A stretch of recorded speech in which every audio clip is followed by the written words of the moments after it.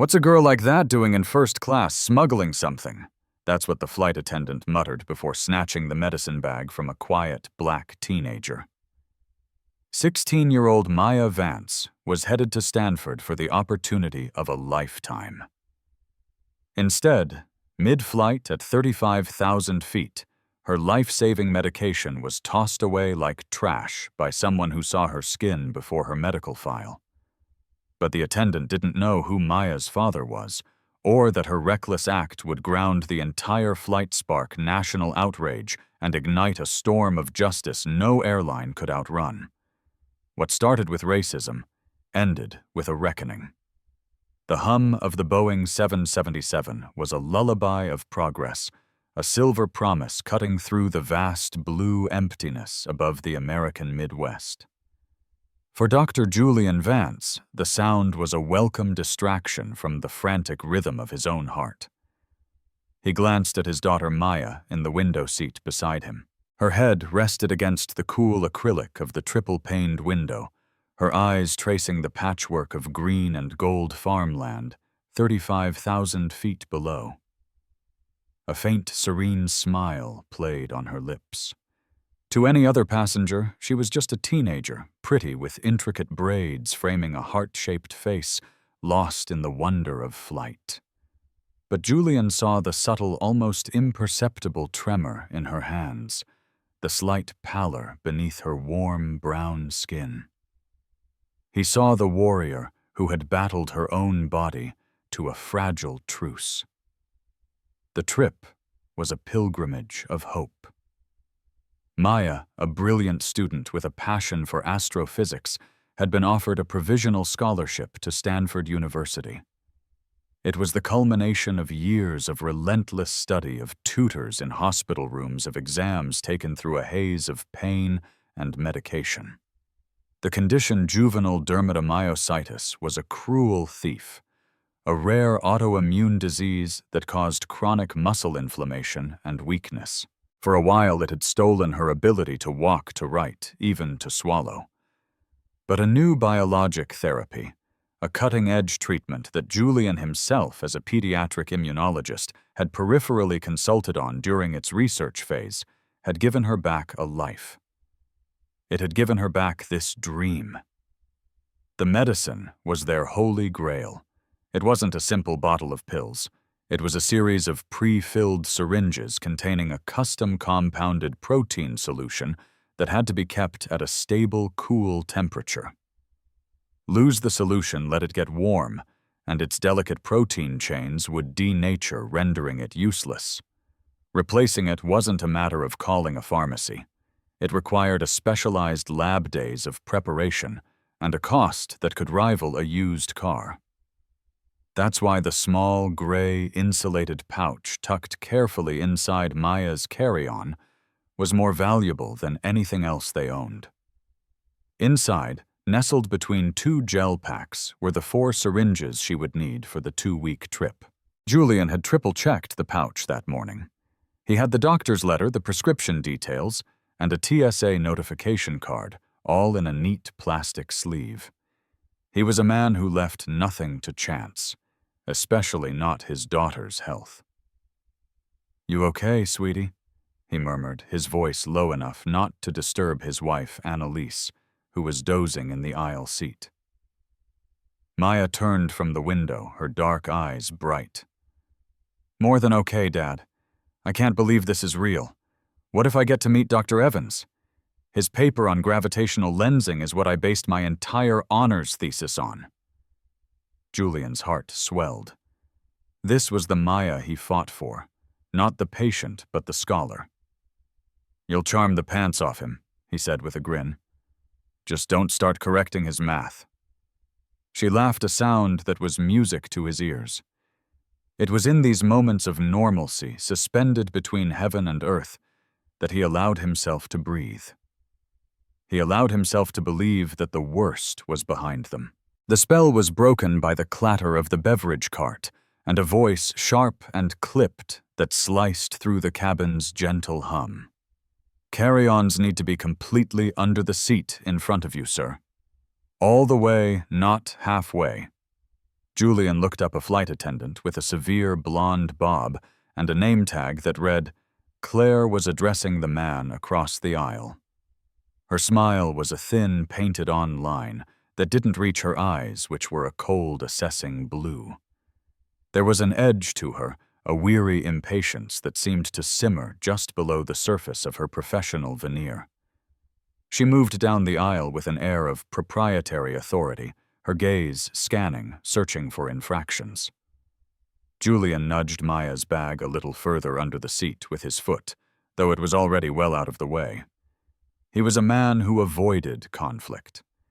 He understood rules and protocols, but he also understood people, and his clinical eye caught the micro-expressions on Claire Thornton's face as she continued her patrol.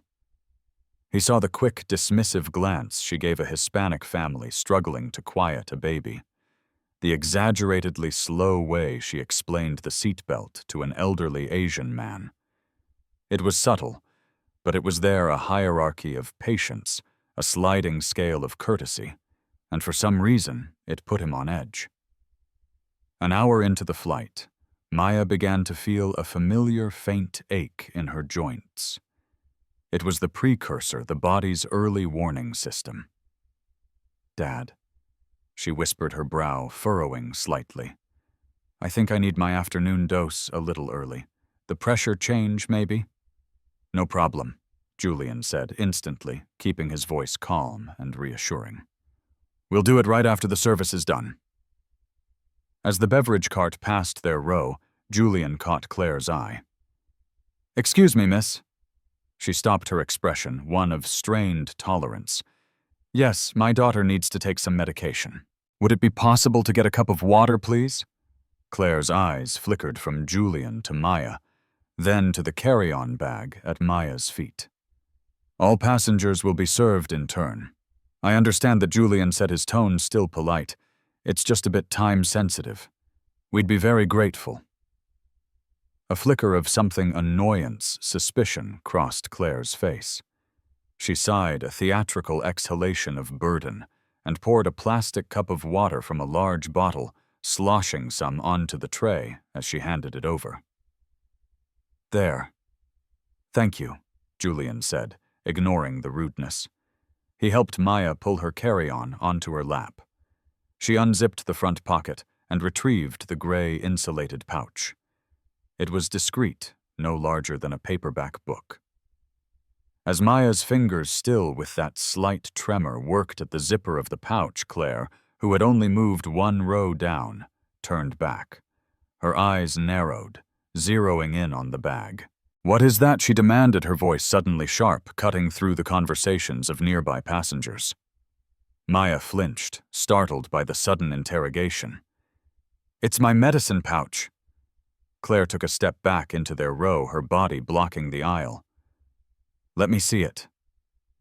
It wasn't a request, it was an order. Julian felt a switch flip inside him. The calm, conflict-averse man receded, replaced by the fierce protector. "That won't be necessary," he said, his voice quiet but firm. "It's temperature-controlled medication for my daughter. I have all the required documentation right here if you'd like to see it."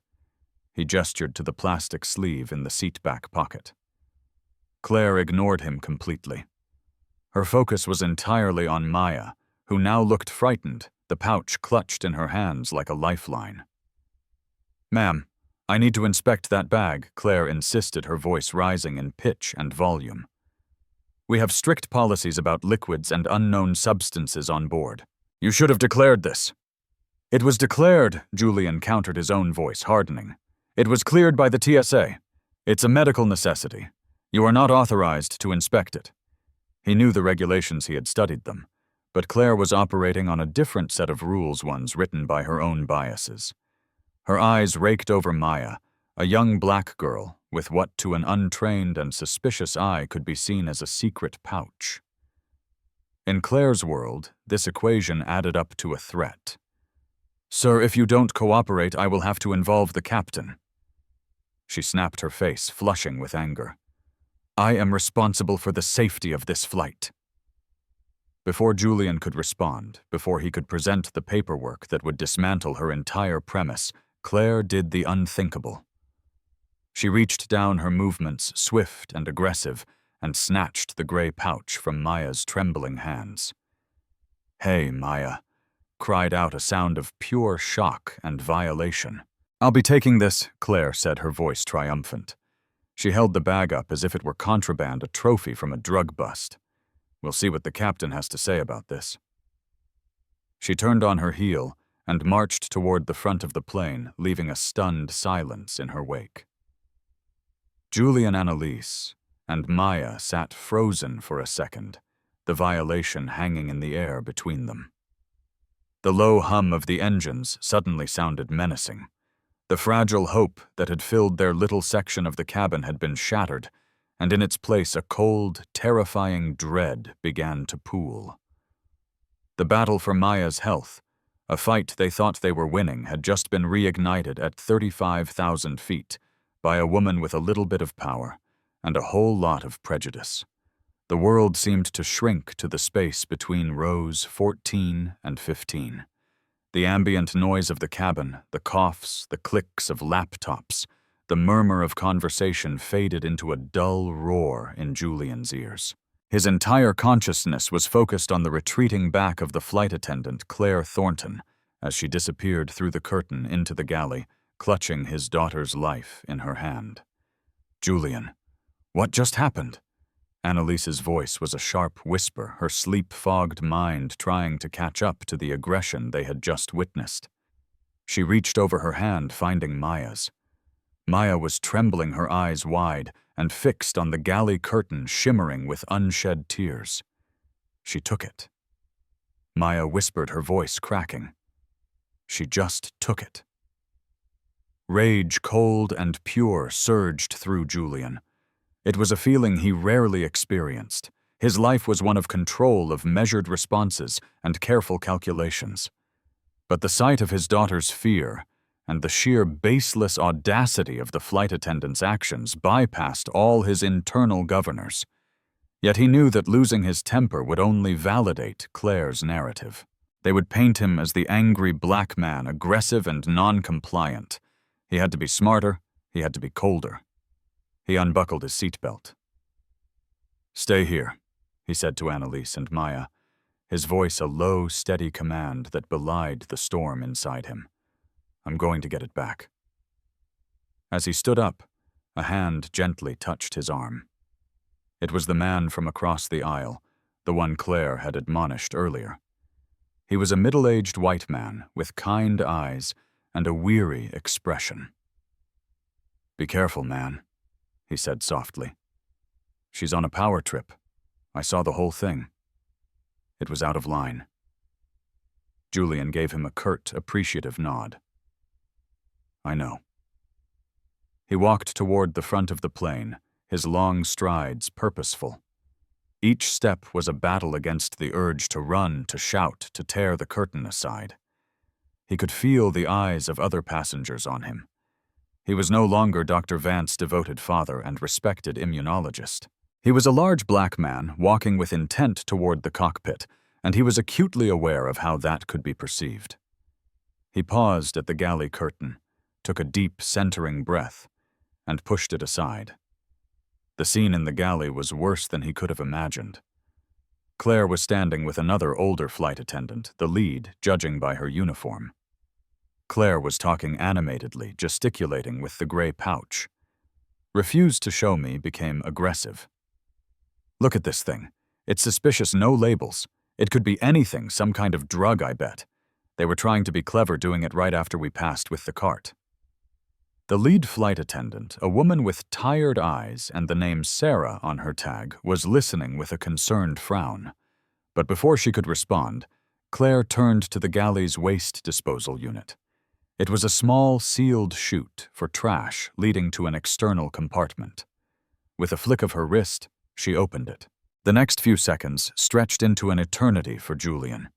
It was like watching a car crash in slow motion. He saw her intention, the self-satisfied glint in her eye. "No," Julian's voice boomed in the confined space. He lunged forward, but it was too late. Claire, with a final contemptuous look at the pouch, dropped it into the chute.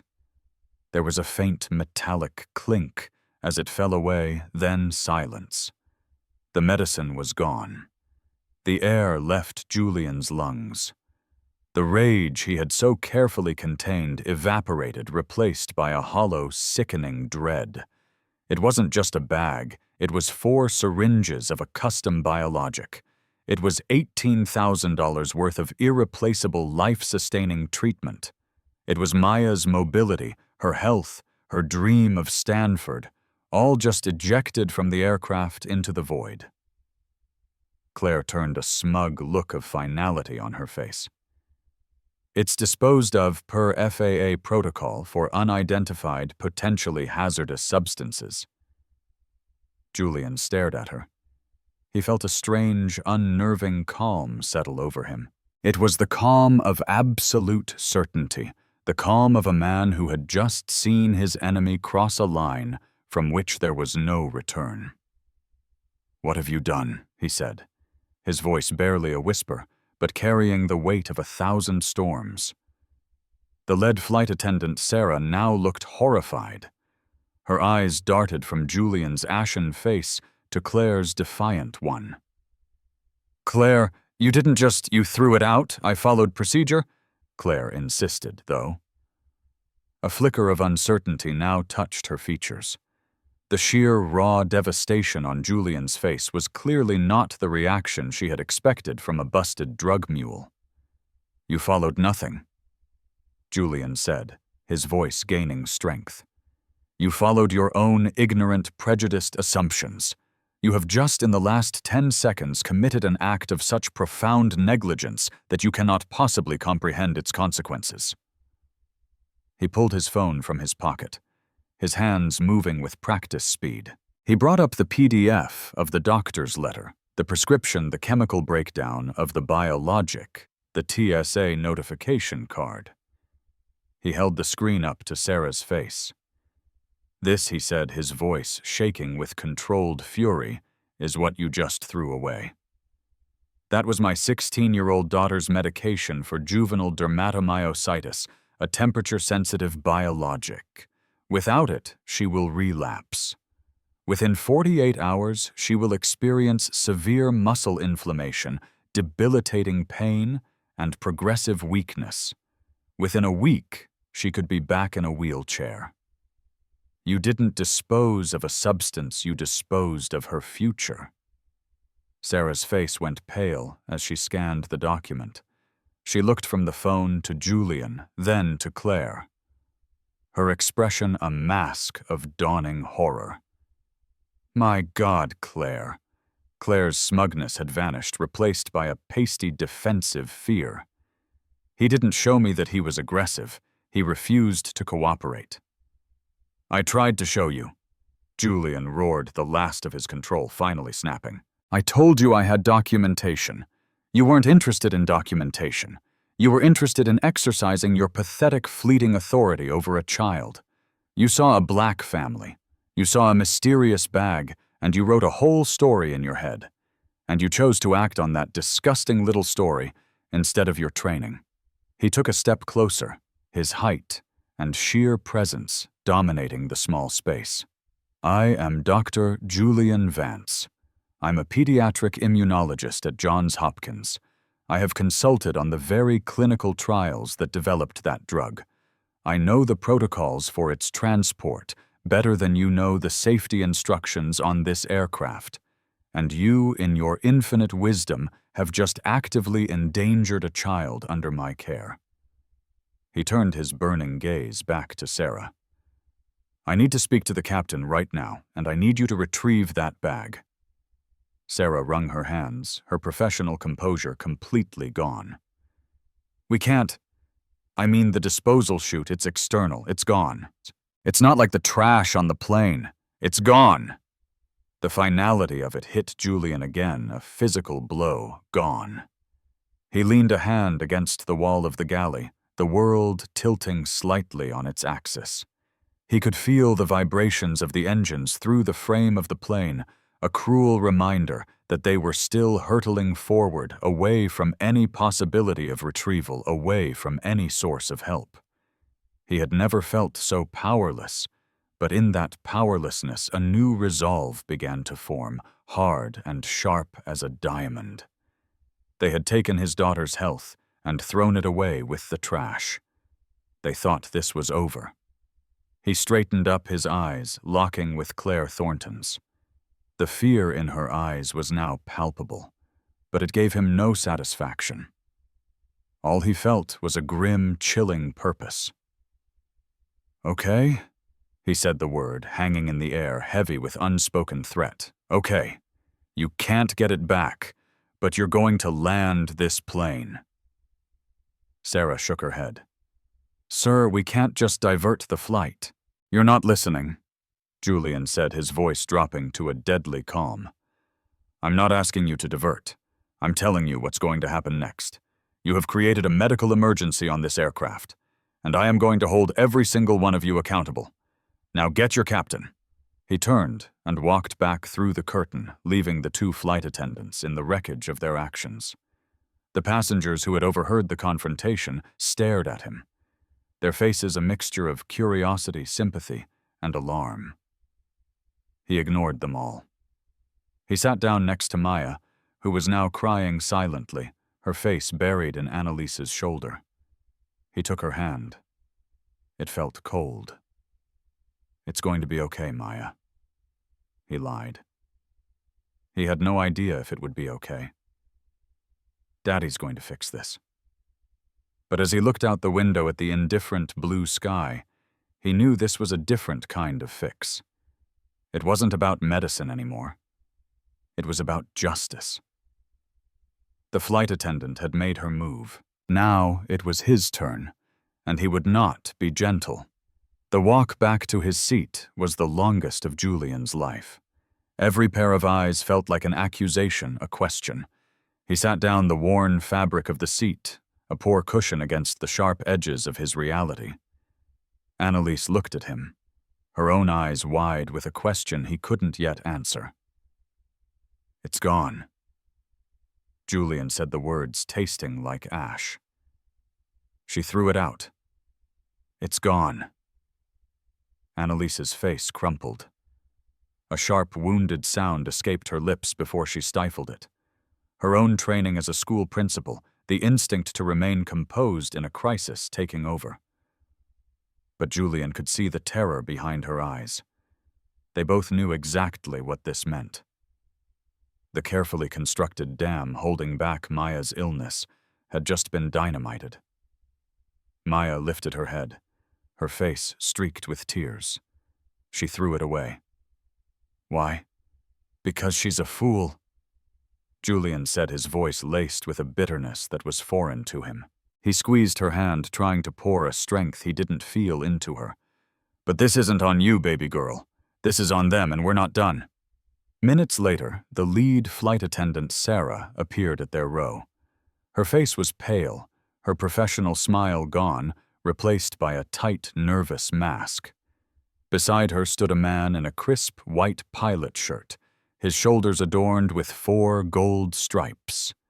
Captain Michael Corrigan. He had the kind of square-jawed, impassive face that was meant to inspire confidence, but today it looked merely weary and annoyed. Dr. Vance, the captain, began, his voice a low baritone designed not to carry. "My lead attendant tells me there's been a misunderstanding." Julian felt a fresh surge of anger at the word "a misunderstanding," as if this were a dispute over a meal choice. Captain Julian said, keeping his voice level and precise. "There has been no misunderstanding.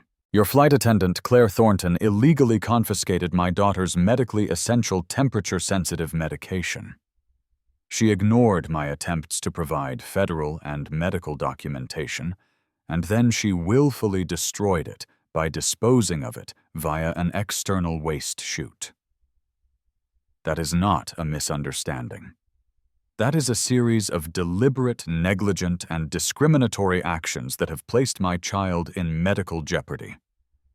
Captain Corrigan's eyes flickered with impatience. He was a man accustomed to being in charge, to his word being final. He was a pilot, not a mediator. His job was to get the aluminum tube from point A to point B on time. This was a complication. "I understand you're upset." Corrigan said, his tone condescendingly placating. "Claire has given me her report.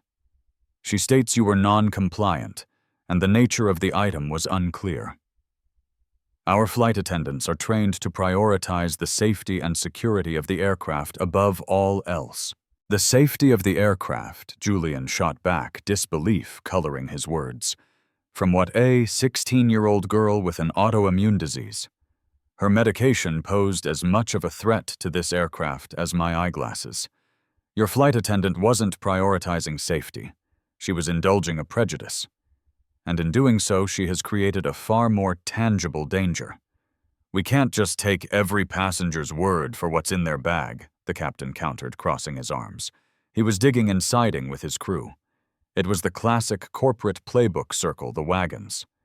Which is why Julian said, his patience fraying into sharp, angry strands. "I have the documentation which she refused to look at. Would you like to see it, Captain? Or is protocol only important when it's convenient for you?" He thrust his phone, still displaying the medical letter, toward Corrigan. The captain gave it a cursory, dismissive glance, his eyes barely scanning the text. "Look, Doctor, I'm sorry for the situation, but the item is gone. There's nothing I can do about that now. We're 2 hours from landing in San Francisco. I'm sure you can get a prescription filled once we're on the ground." The ignorance of the statement was breathtaking. It was the final brick in the wall of indifference that the airline was building around them. Annalise, who had been silent until now, spoke up, her voice trembling with a quiet fury. "Captain, you don't seem to understand. This isn't like losing a bottle of Tylenol. This medicine is custom compounded in a specific lab in Baltimore. You can't get a prescription filled. It takes over a week to prepare and costs thousands of dollars per dose. There isn't a single pharmacy in San Francisco or the entire state of California that can just give this to us." Corrigan's impassive mask twitched. This was clearly more complex than he'd hoped, but his priority remained unchanged. "What would you have me do?" he asked, an edge of exasperation in his voice. "Turn the plane around. We're past the point of no return. We don't have the fuel to go back to New York. I want you to find a solution," Julian demanded. "Divert to the nearest major city with a significant medical center, Chicago, Denver, anywhere. We need to land and get Maya to a hospital, to a specialist who can manage this until we can figure out a way to get her medication. We need to start making calls now." The captain shook his head, a look of finality on his face. "I'm not diverting this aircraft for a non-critical situation. A diversion requires a clear and present danger to a passenger's life. Based on what you're telling me, your daughter is stable now. We will continue to San Francisco as planned. Our ground crew can assist you there." It was a stonewall, a complete and utter refusal to acknowledge the emergency they had created. To him, Maya was not a person, but a problem. Her potential suffering hours from now was an abstract concept less real than his flight schedule and the paperwork a diversion would cause. Julian stared at him, a cold realization dawning. They didn't care. The rules, the protocols, the veneer of customer service, it all melted away in the face of liability and inconvenience. They would protect their own even when they were catastrophically wrong. He was just a passenger, an angry black passenger they needed to manage until they could hand him off to the faceless ground crew. He looked at Maya. Her face was a pale, stoic mask, but he could see the terror she was trying to hide. She had lived through the relapses before. She knew the fire that was coming for her muscles, the fatigue that would feel like drowning. And the crew of this flight was flying her directly into that fire, refusing to even slow down. It was in that moment that Julian Vance, the calm and rational doctor, made a decision. He had tried to play by their rules. He had been polite. He had been logical. He had presented evidence. And they had met him with dismissal condescension and a complete abdication of responsibility. Fine, he would stop playing their game.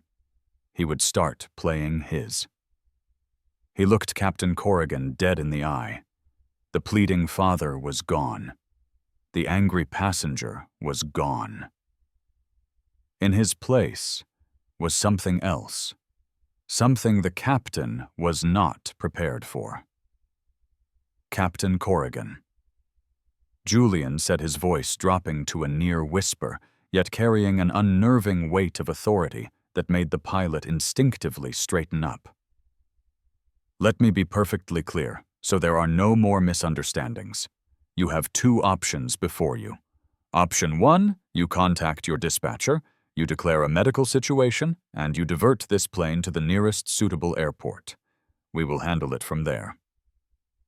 He paused, letting the silence hang in the air. Option 2, he continued, his gaze unwavering, is that I will be forced to use the regulations against you. Right now, as her physician and her legal guardian, I am declaring my daughter a passenger on this aircraft, medically unfit for continued flight due to the actions of your crew. I'm formally notifying you, the pilot in command, that you are knowingly transporting a passenger toward a predictable and preventable medical crisis. A crisis your airline is solely responsible for. He leaned forward slightly. And if you continue on your current course, I will ensure that by the time we land, every single regulatory body from the FAA to the Department of Transportation knows that Captain Michael Corrigan and Ascend Air made a conscious decision to endanger a child. And I will use every ounce of my resources, both legal and medical, to ensure this becomes the defining moment of your career and your airline's reputation. The captain's jaw tightened. This was no longer a simple complaint. This was a direct, articulate threat, wrapped in the language of liability and regulation. Julian wasn't just an angry father anymore. He was a highly intelligent, formidable opponent who knew the rules as well as they did. Before Corrigan could respond, a new voice joined the conversation. A young woman in seat 16C, who had been quietly observing the entire exchange, held up her phone. Just so you know, Captain, she said, her voice clear and steady, I've been live streaming this conversation for the past 5 minutes, and about 80,000 people are watching it with me. The young woman's words dropped into the tense standoff like a lit match into a puddle of jet fuel. 80,000 people. Captain Corrigan's head snapped toward her, his eyes widening in disbelief. The woman, who looked to be in her early 20s, with bright pink hair and a nose ring, simply stared back, her phone held steady. Her screen name visible on the stream was Justice Jessa. You're recording Sarah, the lead flight attendant stammered, looking horrified. Live streaming, Jessa corrected her calmly. There's a difference. It's not a recording I can delete. It's out there right now. The comments are, well, you can probably imagine. Julian felt a flicker of something he hadn't expected: leverage. The private battle in aisle 14 had just gone public in the most explosive way possible. The airline's carefully constructed wall of indifference was being broadcast in real time to a massive, unseen audience. Captain Corrigan's face, which had been a mask of stoic annoyance, was now a canvas of barely suppressed panic. This had escalated beyond his control. This was no longer an internal issue to be managed and buried with a voucher and a non-disclosure agreement. This was a full-blown viral public relations disaster unfolding at 35,000 feet. Turn that off, he commanded, pointing a finger at Jessa. It is against federal regulations to record crew members without their consent. Actually, it's not, Jessa, replied, her voice unshaken. FAA regulations prohibit interference with a flight crew's duties, but there's no specific federal law against recording on a plane as long as I'm not being disruptive. And I'm just sitting in my seat. Besides, multiple state laws, including California, where we're headed, are one-party consent states for recording conversations in public spaces where there's no reasonable expectation of privacy. I'd argue a confrontation in the middle of an airplane cabin qualifies.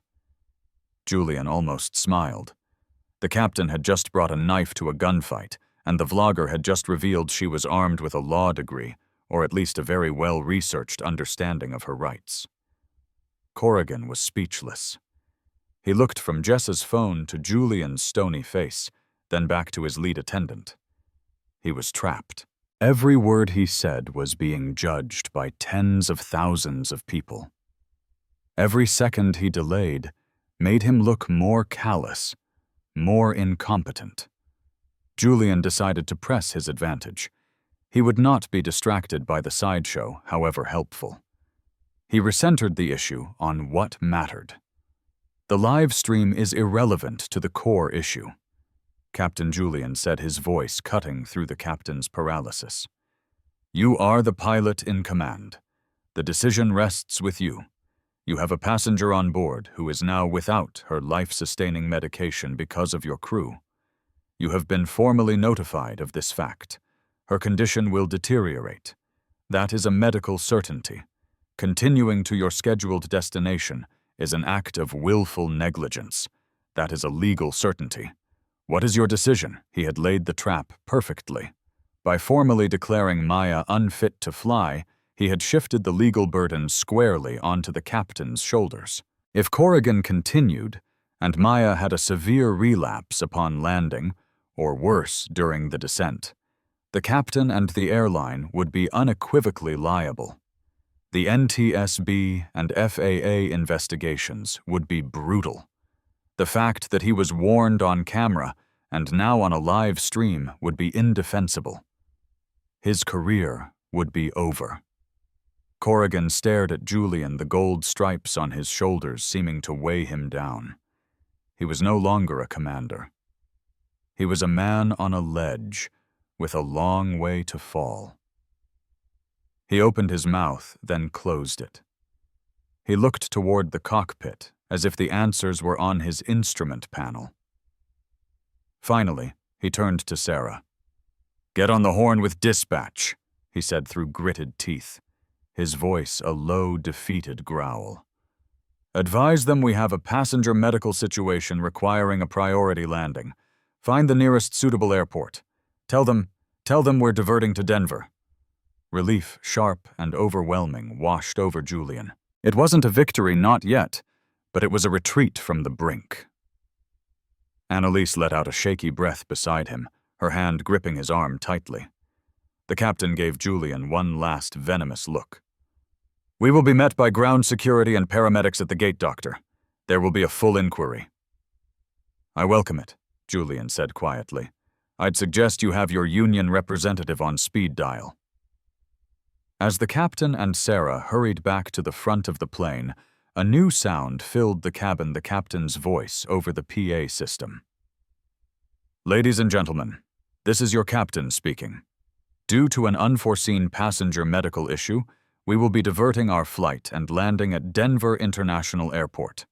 We understand this is a significant disruption to your travel plans, and we sincerely apologize for the inconvenience.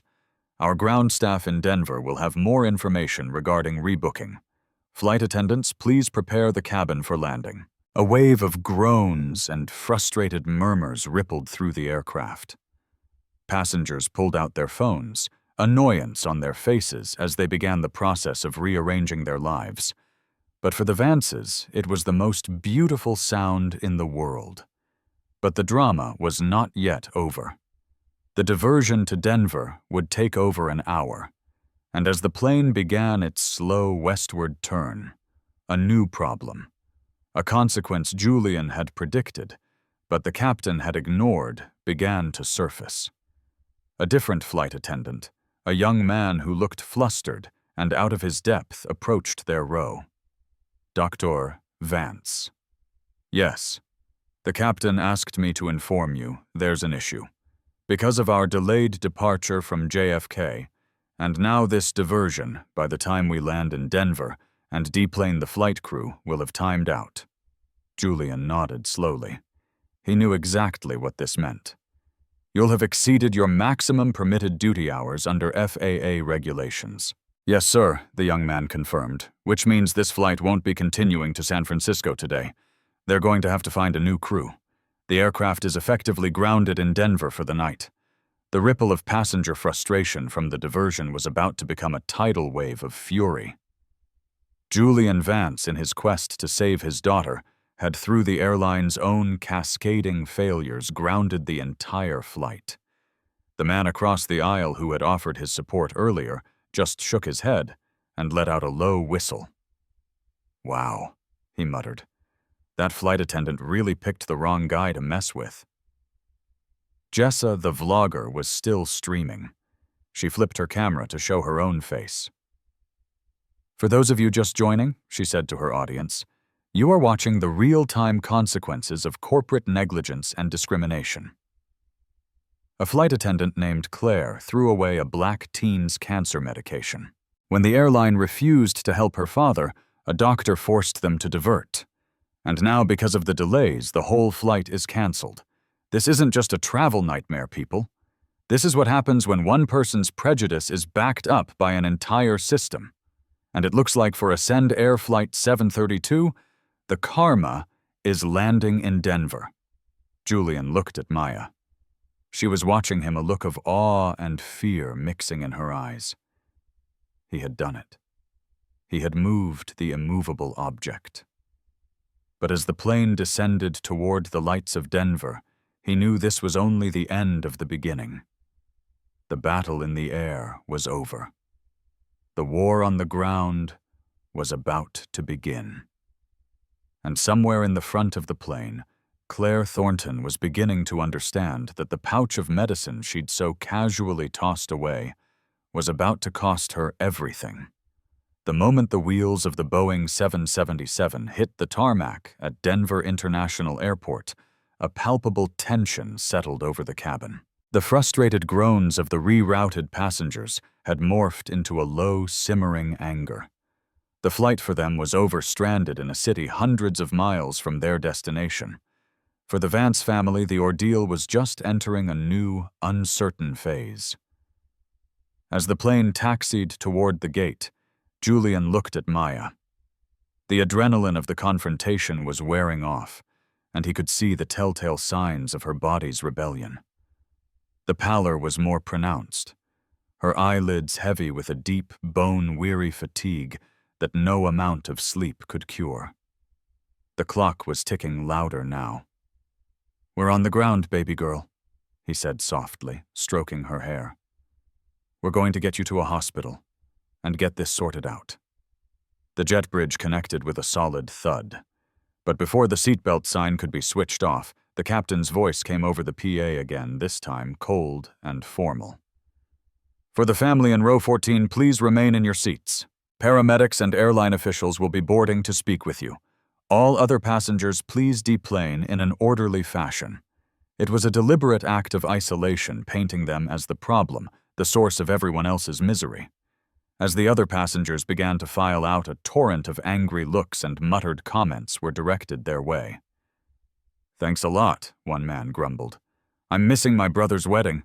Should have just taken your damn pills at home," another woman hissed. Julian shielded Maya from the worst of it, his body a physical barrier against the hostility. Annalise's hand was a vice on his, her knuckles white. But then something else happened. Jessa, the vlogger, paused as she passed their row. "I'm staying," she said quietly. "My stream is still live. The world needs to see how they treat you on the ground, too." The man from across the aisle also stopped. "I gave my statement to the lead attendant," he said to Julian. "Told her I saw the whole thing, that your family was calm and she was the aggressor. My name is Robert Pinsky. I'm a lawyer. Here's my card. If they give you any trouble, you call me, no charge." Julian took the card, speechless for a moment. "Thank you," he managed, his voice thick with emotion. In the midst of the hostility, these small acts of solidarity were a lifeline. Once the last passenger had deplaned, a new set of figures boarded. 2 paramedics, their faces professional and neutral. 2 stern-looking Ascend Air corporate security officers, and a harried-looking airport manager, his tie already loosened. And behind them, her face a mask of pale, defiant fury, was Claire Thornton. She had been ordered to stay to face the music she had composed. The lead paramedic, a calm woman named Linda, knelt by Maya's seat. "Hi there," she said gently. "I hear you're not feeling well. Can you tell me what's going on?" While Annalise and Maya spoke with the paramedics, Julian stood to confront the officials. The airport manager, a man named Henderson, stepped forward. Dr. Vance Henderson began, his tone dripping with corporate formality. "We have a very serious situation here. A flight diversion, a full grounding over 200 displaced passengers. We have a report from the flight crew of a passenger disturbance and non-compliance." Julian's eyes went cold. "A passenger disturbance. Let me be crystal clear. The only disturbance on this flight was caused by your employee, Miss Thornton." He pointed directly at Claire, who flinched. "She racially profiled my daughter, made baseless accusations, and then willfully destroyed over $18,000 worth of life-sustaining medication against all protocol and common decency. The diversion and grounding are not the situation. They are the consequence of that initial action. Do not try to reframe this." Claire stepped forward, her voice shaking, but laced with venom. "He was threatening me. He was aggressive, he and his daughter. They had a suspicious package." "A suspicious package," Julian interrupted, his voice booming in the quiet cabin. He held up Robert Pinsky's card. "There was another passenger, a witness, a lawyer who has already given a statement to your lead attendant that we were calm and you were the aggressor. There is a live stream video of the latter part of our conversation with the captain viewed by, at last count, over 100,000 people. That corroborates my story. So I suggest, Miss Thornton, that you stop lying." At the mention of the live stream, Henderson and the security officers exchanged a panicked look. This was clearly news to them, and it changed the entire calculus of the situation. They were no longer just managing a disgruntled passenger. They were performing on a global stage. Henderson's entire demeanor shifted. The aggressive formality melted away, replaced by a desperate attempt at damage control. Okay, let's all just take a step back. Dr. Vance. Our primary concern right now is your daughter's well-being. My daughter's well-being should have been your primary concern 3 hours ago, Julian retorted. Right now, my primary concern is getting her to the University of Colorado Hospital. Their rheumatology department is one of the best in the country. Your airline will be providing a private medical transport to get us there. You will also be booking us a suite at a hotel near the hospital for an indefinite period. And you will be covering every single cent of the medical bills we are about to incur because of your employees' actions. That is the bare minimum of what you will do, and it is non-negotiable. Henderson looked like he'd been slapped. He started to stammer about policy and procedure, but Julian cut him off. There is no policy for this, Julian said. You are in uncharted territory, and believe me, you do not want me as your navigator. Make the arrangements. Defeated Henderson nodded and furiously began typing on his phone. The paramedic, Linda, stood up. Dr. Vance, your daughter is stable, but her blood pressure is elevated and her heart rate is tachycardic. Given her condition and the missing medication, I agree she needs to be taken for immediate evaluation. As the paramedics prepared to help Maya into a transport chair, Julian turned his attention one last time to Claire Thornton. She stood there isolated, watching her career and her life unravel. The corporate security officers were now looking at her not as a crew member to be protected, but as a liability to be contained. She looked at Julian, her eyes pleading for a scrap of understanding. I have a son, she whispered so softly only he could hear. He had a problem with drugs. I saw the bag, and I thought—" Julian looked at her, and for a fleeting moment he felt a sliver of something other than rage. He saw a person whose own past trauma had become a lens distorting the world into a landscape of threats. But that sliver of empathy was instantly incinerated by the image of Maya's frightened face. "Your trauma is not my daughter's burden," he said, his voice devoid of all emotion. "You didn't see a threat. You saw a target. You saw what you wanted to see, what your prejudice allowed you to see. And you chose to act on it. You didn't ask questions. You didn't verify. You didn't de-escalate. You accused, you confiscated, and you destroyed. Whatever happens to you now, Claire, you have earned it, every last bit of it." He turned his back on her and walked over to Maya, who was now being gently wheeled toward the jet bridge. Annalise was beside her, holding her hand. At the end of the jet bridge, as they entered the terminal, they were met by a sight that stunned them. A small crowd had gathered. Jessa was there, still streaming. But there were also airport employees, other passengers from their flight, who had seen the stream, and even a local news crew that had been alerted. And as Maya was wheeled through, they didn't see a problem or a disruption. They saw a young girl, a victim, and they began to applaud. It was a soft, sporadic clapping at first.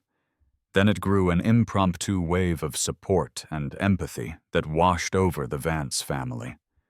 Julian felt tears well in his eyes. He had fought so hard, felt so alone against the monolithic power of the airline. But he wasn't alone. The system was powerful, but it wasn't impenetrable. The truth, amplified by 100,000 voices, could still break through. As they were escorted toward the exit, Julian glanced back at the window overlooking gate B-52. He could see Claire Thornton being led away by the corporate security officers, her face ashen. Her reckoning had begun. But Julian knew the real karma wasn't just about her downfall. It was about building something new from the wreckage. The fight was far from over. 6 months later, the world was a different place for everyone involved in Ascend Air Flight 732.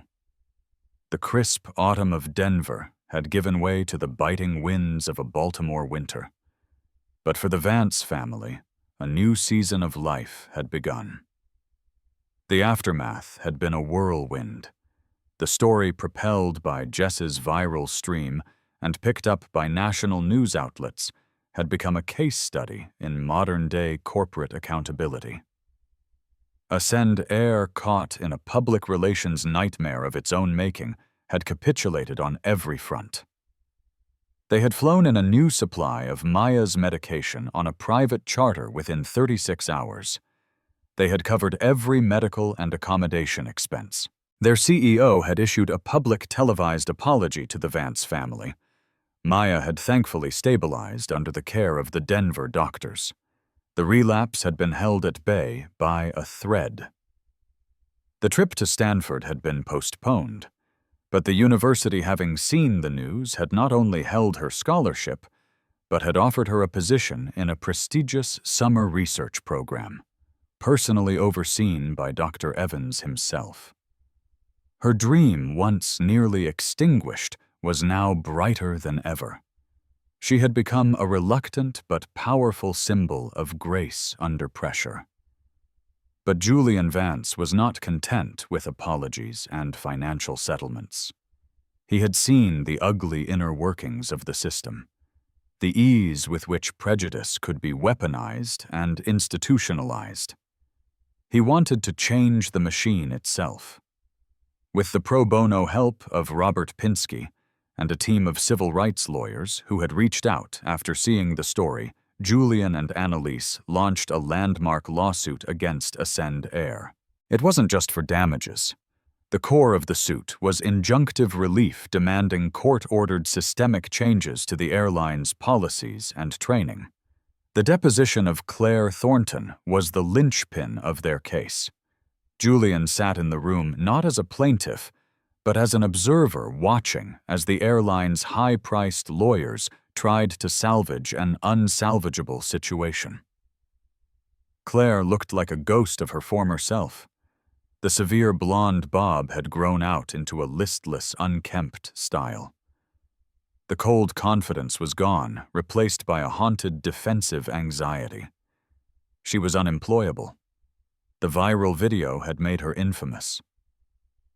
Airplane Claire, they called her in the dark corners of the internet. She had lost her job, her pension, her friends in the industry, and was drowning in legal fees. Under the sharp, methodical questioning of the Vance's lawyer, her story fell apart. "Miss Thornton," the lawyer began, "you testified that you believed the medical pouch was suspicious. Is that correct?" "Yes," Claire whispered. "It was unmarked. They were being secretive." Secretive? Or was my client's daughter a minor simply nervous about administering her own medication in public? Claire didn't answer. "Let's talk about your search for precedent. Miss Thornton, in the 24 hours leading up to Flight 732, can you tell me what you searched for on your personal tablet?" Claire's lawyer objected, but the judge overruled him. The data had been subpoenaed. The lawyer produced a document. "Your search history shows multiple articles related to teenagers smuggling fentanyl. It also shows you spent nearly an hour on a forum for parents of drug addicts. Is that correct?" Claire sank in her chair. "My son," she started. "Your personal tragedy is noted, Miss Thornton," the lawyer said, not unkindly, but firmly. "But your job on that flight was not to project your personal trauma to paying customers. Your job was to follow FAA and company protocols. Did you at any point ask to see the TSA notification card that Dr. Vance repeatedly told you he had?" "Things were escalating," she mumbled. He was getting loud. "So your response to a passenger you perceived as getting loud was to confiscate and destroy their property, an action guaranteed to escalate the situation further, instead of, say, requesting a supervisor or the captain before taking action, as is stipulated in your own employee handbook." Section 4. Subsection B. Checkmate. Every answer she gave, every justification she offered, only dug her hole deeper. She hadn't followed protocol. She had followed a gut feeling, a feeling poisoned by her own past and her own biases. She had seen a black family and assumed the worst, and the system from the captain down had initially backed her play. 2 months later, Ascend Air settled.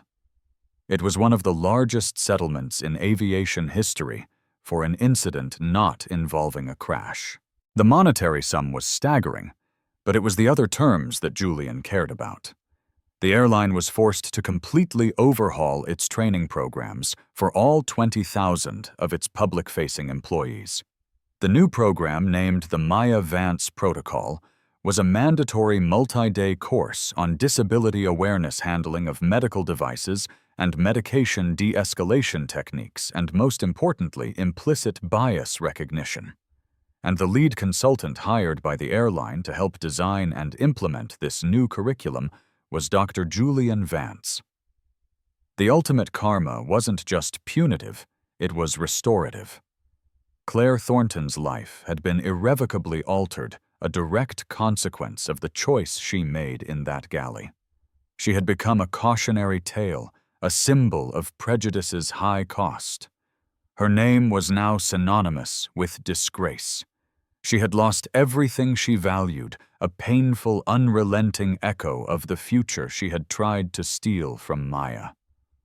But for the Vances, the outcome was transformative. They used a significant portion of the settlement to establish the Maya's Wings Foundation, a nonprofit dedicated to providing financial and logistical support to families of children with rare autoimmune diseases, helping them with the staggering cost of medications and travel for treatment. The story, which had started with an act of baseless cruelty, had ended with a legacy of hope. The hard karma that had hit Claire Thornton wasn't just a personal downfall. It was the seismic shockwave that had cleared the way for systemic change, ensuring that countless other Mayas on countless other flights would never have to endure what she did. Justice hadn't just been served, it had been used as a foundation to build something better.